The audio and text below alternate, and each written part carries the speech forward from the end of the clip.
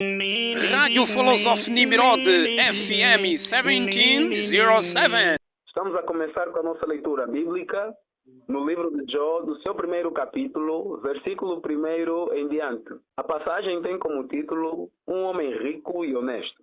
Certo dia em que todos os seres celestes se apresentavam diante do Senhor, o acusador Satã encontrava-se igualmente lá com eles. O Senhor perguntou a Satã: "De onde vens agora?" Ele respondeu: "Fui passear e dar umas voltas pela terra." Então o Senhor perguntou-lhe: "Não reparaste no meu servo Jó? Não há outro como ele no mundo. É um homem bom e honesto, muito religioso e não faz nada de mal." O Senhor disse a Satã: "Tudo o que lhe pertence está à tua disposição, mas nele mesmo não podes tocar." Jó é posto à prova.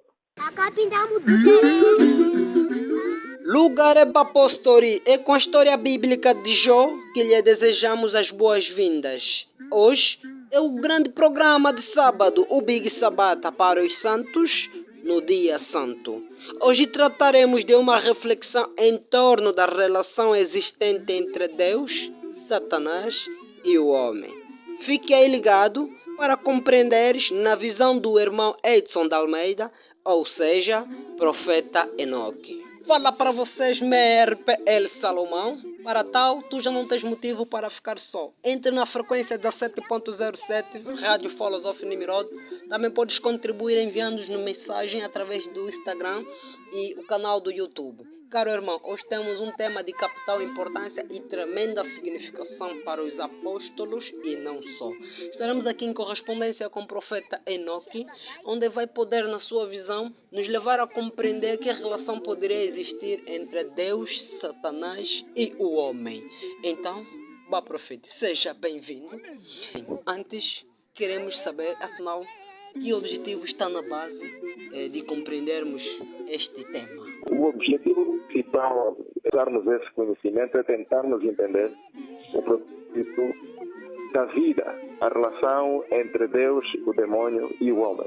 Profeta Enoque, neste caso, qual seria o mecanismo ideal para que possamos fazer compreender as pessoas? O mecanismo que nós usamos para tentar perceber é exatamente o livro de Jó.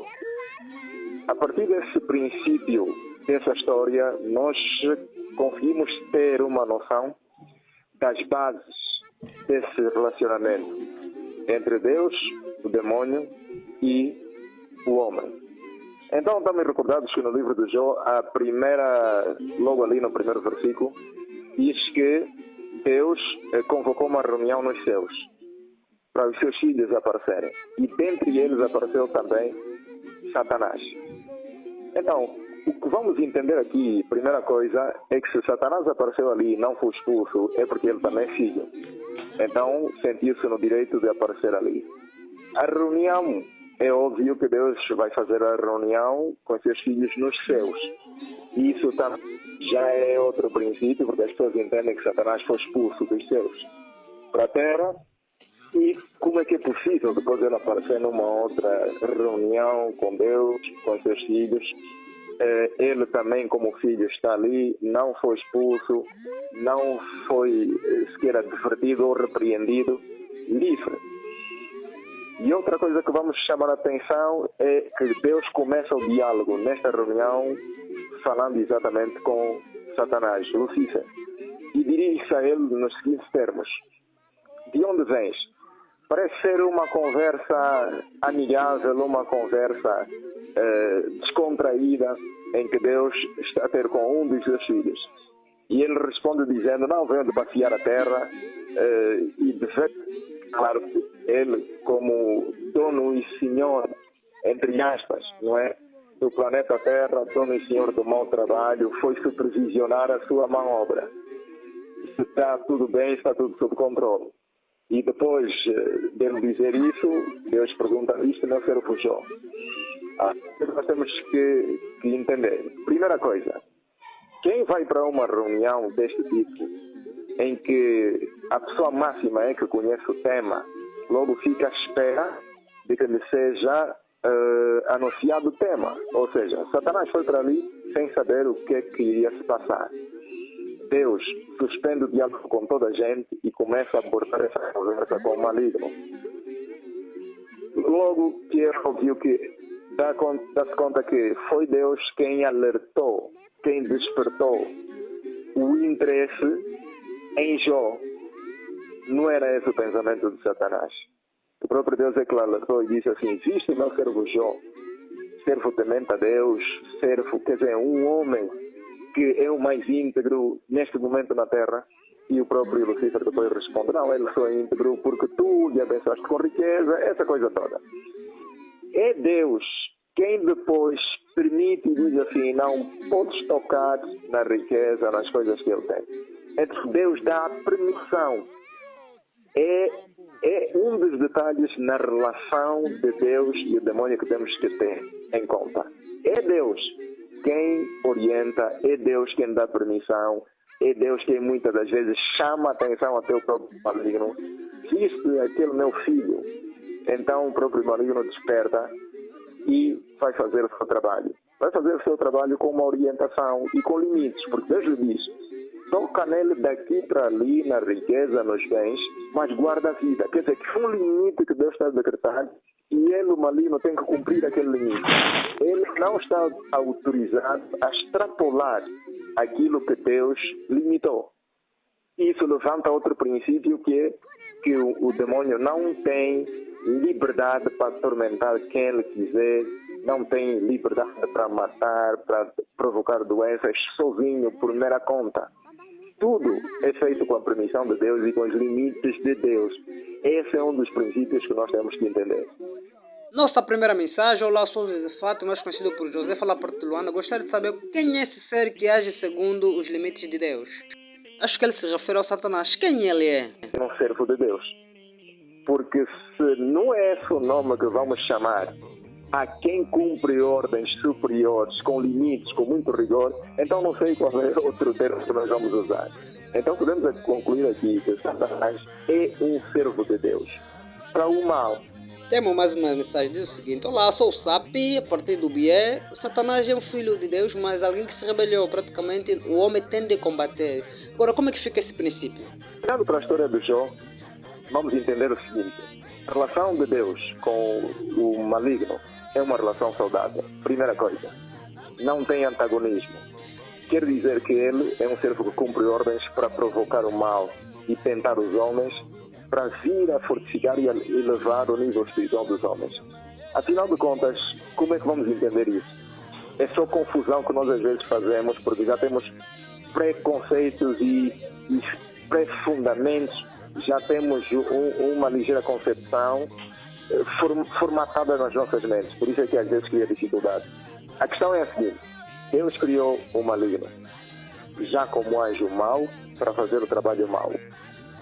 Desde a base, não tem nada a ver com aquilo que ele criou, que nós pensamos que não, ele foi criado um anjo, foi rebelou e agora tem que ser destruído.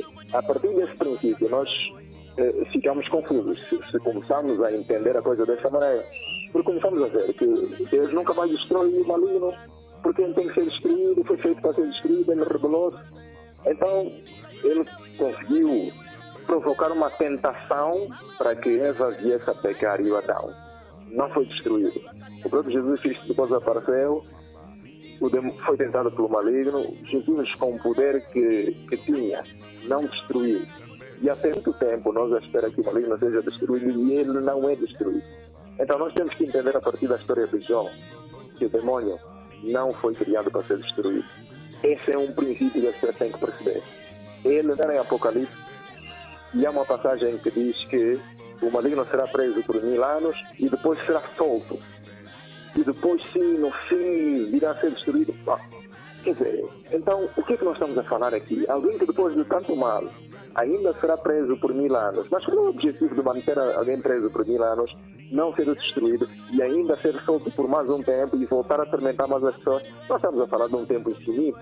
Adão e Eva pecaram, foram expulsos e depois Deus pôs anjo para guardarem o paraíso. A pergunta que não me faz calar, profeta: por que Deus não pôs anjo antes para que possam guardar o paraíso e impedir com que o Satanás provocasse a tentação a Adão e Eva.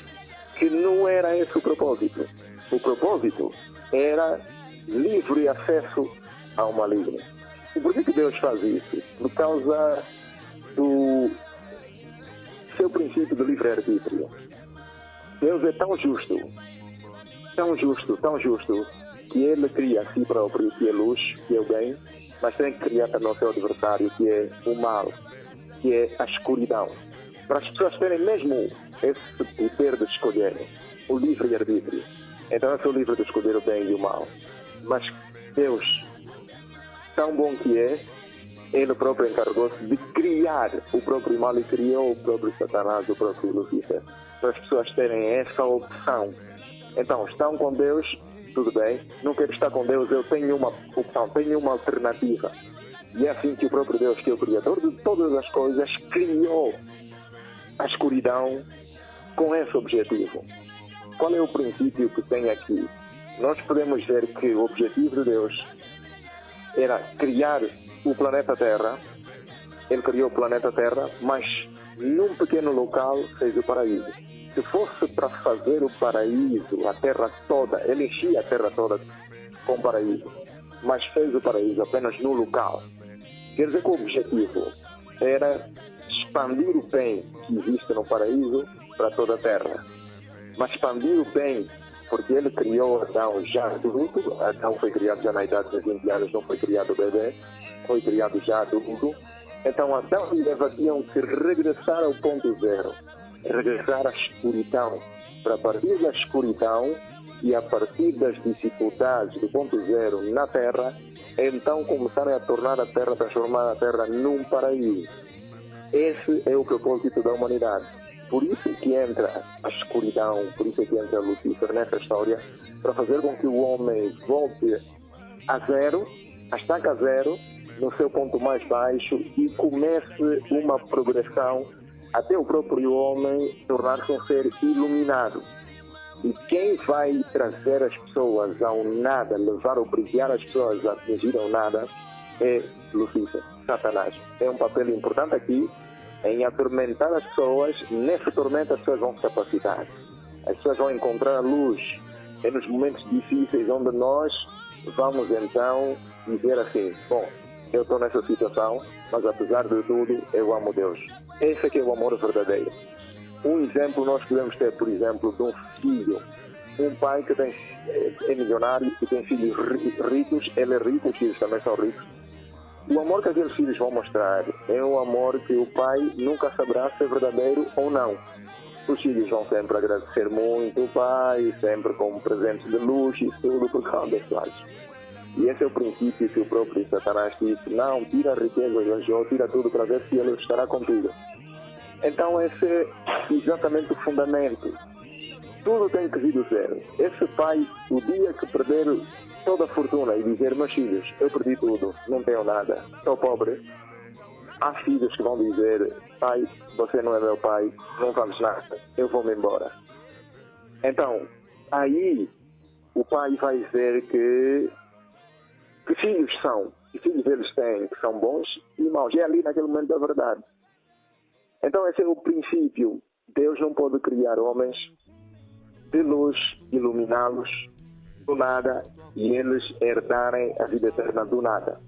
Tem que regressar ao ponto zero. Então é aí onde entra Satanás a perseguir e a atormentar os homens até o ponto zero, para os próprios homens encontrarem Deus no sofrimento, na angústia, e depois serem iluminados e prosperarem e herdarem o reino dos céus. E esta é uma graça. Então estes são princípios básicos de como é que através da história de Jó nós podemos entender essa relação entre Deus, o demônio e o homem. E porque é uma relação que nos cria muita confusão.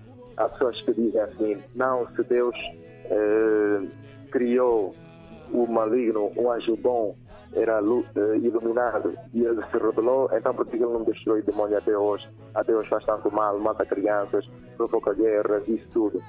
E as pessoas não entendem que Deus não criou o demônio para ser destruído. Deus não criou o demônio um anjo bom. Não. Já a escuridão foi criada no princípio. Por isso é que Deus fez a noite e o dia. Por isso é que Deus fez positivo e negativo. Por isso é que Deus fez macho e fêmea. na vida, em toda a humanidade, nós temos o contraste. Então, Deus é tão bom que criou o contraste dele próprio também. Ele, a luz, e criou também o seu adversário, que é a escuridão. Recebemos uma mensagem e diz o seguinte: eu sou o apóstolo Jacob Kaltang, escrevo a partir de Benguela. Gostaria de saber qual é o propósito do homem sobre a face da terra. No livro de Eclesiastes, nós temos uma passagem que diz que o objetivo do homem é conhecer Deus e viver com base nos seus mandamentos. Esse é o objetivo de todo ser humano. E nós, quando embarcamos nessa jornada de conhecer Deus e viver com base nos seus mandamentos, é claro que nem tudo será um mar de rosas e o maligno não vai nos deixar atormentar por causa disso.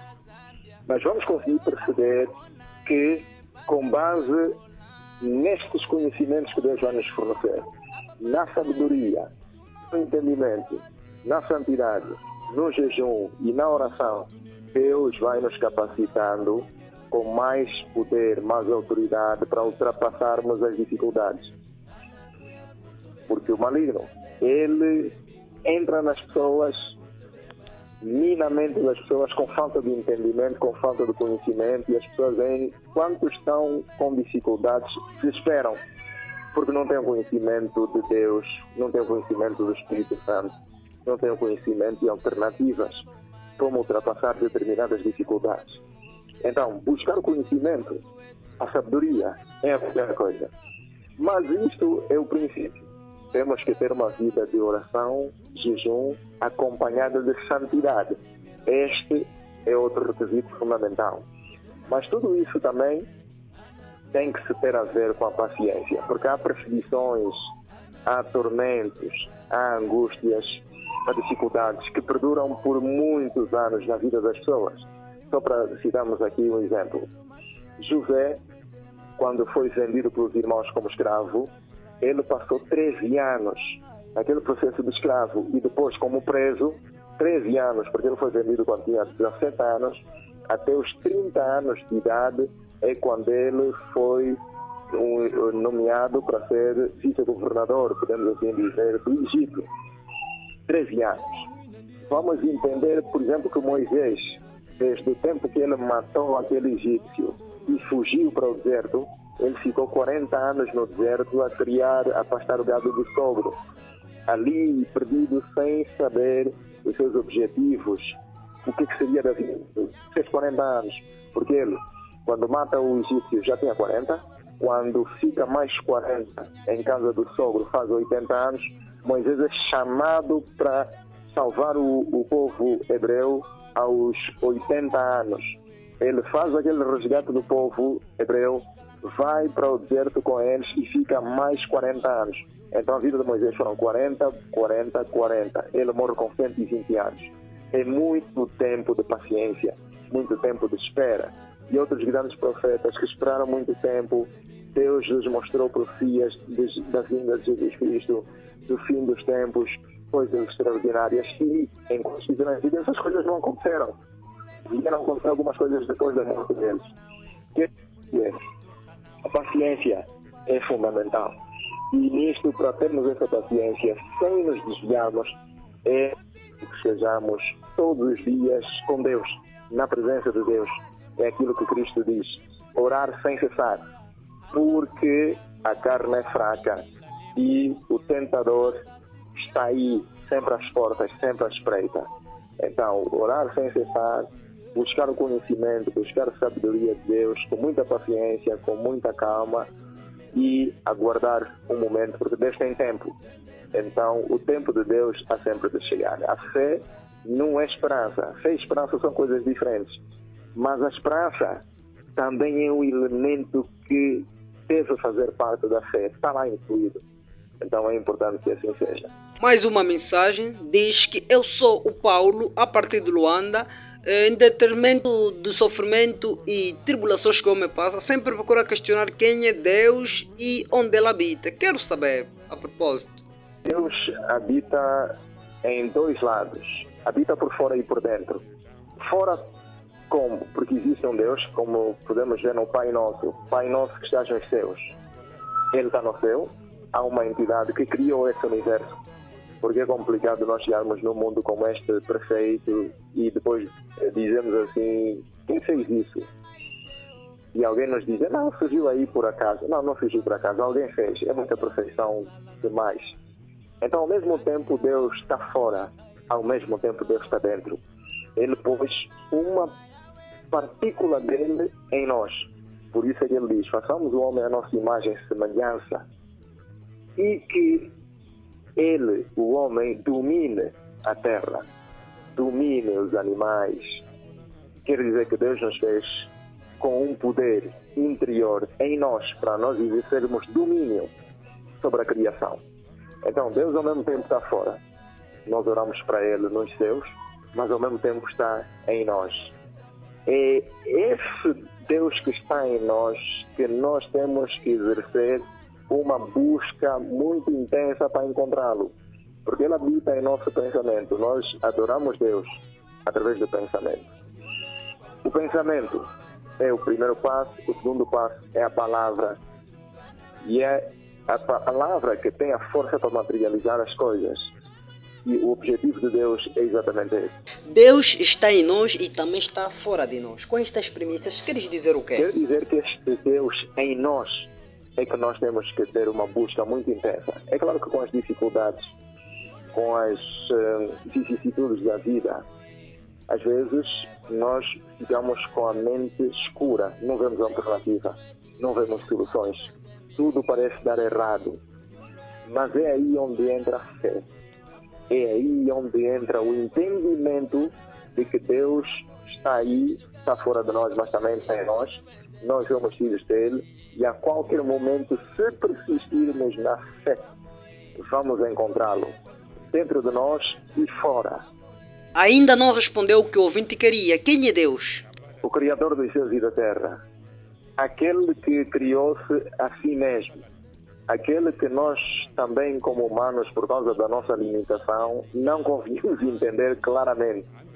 Moisés disse, Deus, quero ver a tua glória. Deus disse, não podes me ver porque nenhum homem pode. Mas tu vais conseguir ver as minhas costas.